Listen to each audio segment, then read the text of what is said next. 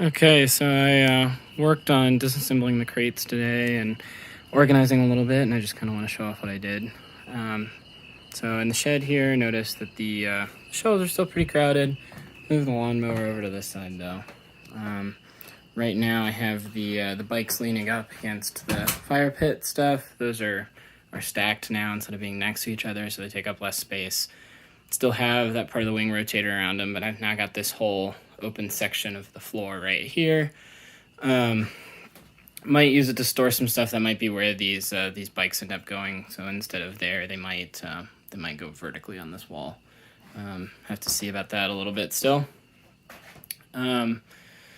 Still have all these boxes, a little bit of shelf space left right there, and then this metal track down here is for the wing rotators. It holds the two pieces at the appropriate distance. I've also got a piece of wood back there, and I wrote rotator on it. That's the other piece of this puzzle. I might stand the metal track up there, or this L channel, but I want to get like a cable or something so I can kind of secure it to the wall and make sure it's not going to tip over before I do that. This is also the part of the rotator that the hoop spins in. I hung that on the pegboard back here to get it out of the way. Also notice back here I've got the bush wheels in here now. This is the box with the seat sitting on top of them, at least for now. Might move that so it's not sitting on the wheels, but we'll see. On the tires, rather. And then back here I was able to get the rotator hoop actually behind that plastic shelf over there, so it's flat against the back wall with some of the spare wood. Folded up the ladder and put it back there too. So the good news is now I can actually move and get in and out of here. Things are a little bit more organized. You notice that that shipping crate is out of here and been disassembled. So a whole lot better in here. Might still do a little bit of work, but I think this is a workable spot now. All right, so the cleaning out of the shed did help in the garage. Notice that the seat box is no longer here, and the tires are no longer under the wing.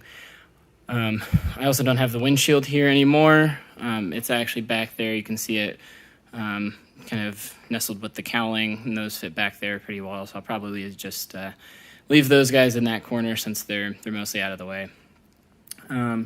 So it's a whole lot more space in here, almost kind of what I had before.